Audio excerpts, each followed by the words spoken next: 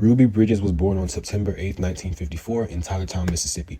Her parents, Lucille and Avon Bridges, worked as sharecroppers to support their family before taking Ruby and her four siblings to New Orleans in hopes of a better future. Ruby was only 4 at the time of their move and ended up living in a small apartment. Being the oldest of 5, she was the first to attend school. Her parents had a very limited income. However, they invested into her education. After passing the entrance exam to William Frantz Elementary School at the age of 6, she became the first black student to attend the school and was escorted by U.S. Marshals due to violent mobs outside the building.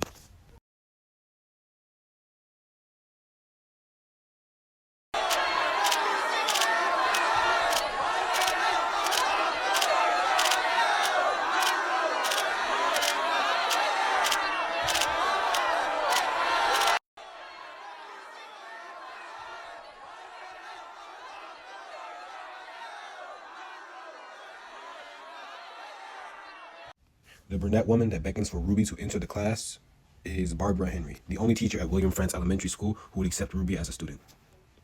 Today is the second day of school, and most students who attended William Frantz have been pulled out of school by their parents in response to the integration efforts of New Orleans. As a result, young Ruby is spending her first official day in an empty classroom. Please take a seat wherever you like, Ruby.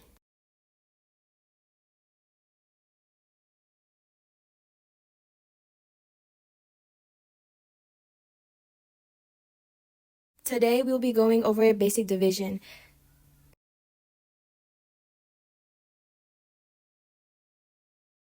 Why don't you try out this first problem?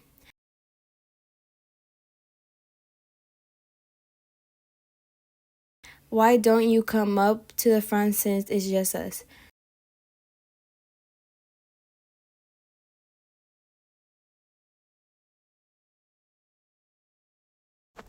Would the answer to this be 9? That is correct. Ruby has been having a rough time in the past few days with the recent protests to her enrollment in the school, so she is naturally reluctant to open up to any new people. But she was resilient and continued to persevere in spite of it. All right, Ruby, it is about time to go to lunch. Remember, this first week you will be having shorter school days, so following lunchtime you will head home. Yes, Miss Henry. I noticed you were taking your things with you. Don't you want to have lunch in the class instead of the lunchroom? I want to try to make some new friends at the cafeteria.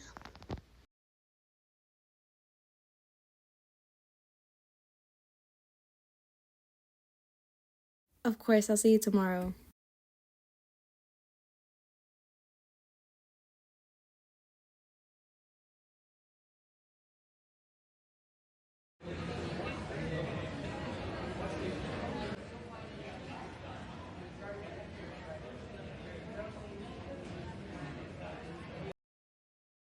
Want to do something really fun?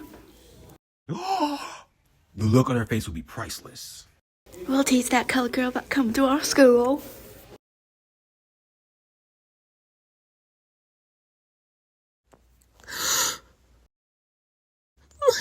My locker.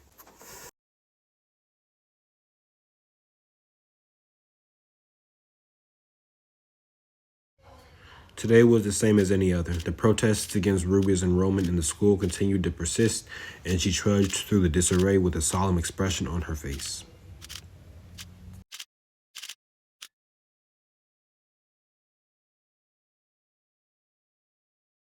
Ruby?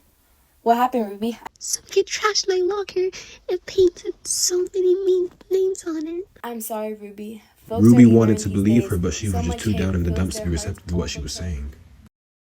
Ruby, unsuspecting and hopeful, would soon be struck by catastrophe. Nothing could have prepared her for the sneak attack that the twins had planned. Ha ha ha ha ha ha ha. Wow, Ruby, what a mess.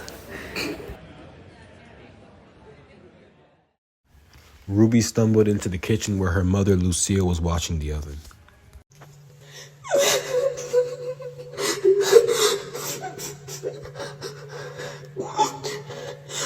What's wrong, Ruby?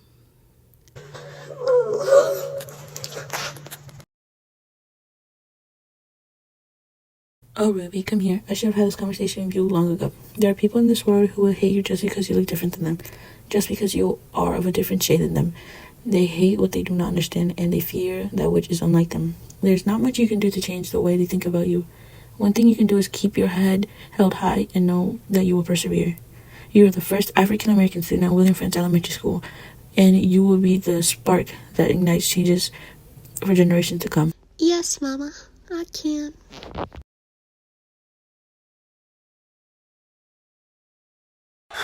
The next day, Ruby marched to school with her escort on her side and a newfound confidence about her.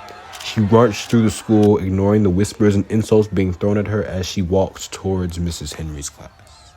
Who does she think she is?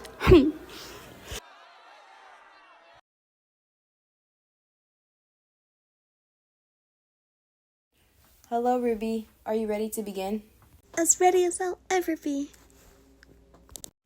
Ruby had reclaimed her power and realized that people's fear of change wasn't going to stop change from running its course. She was back in history, and no one was going to change that.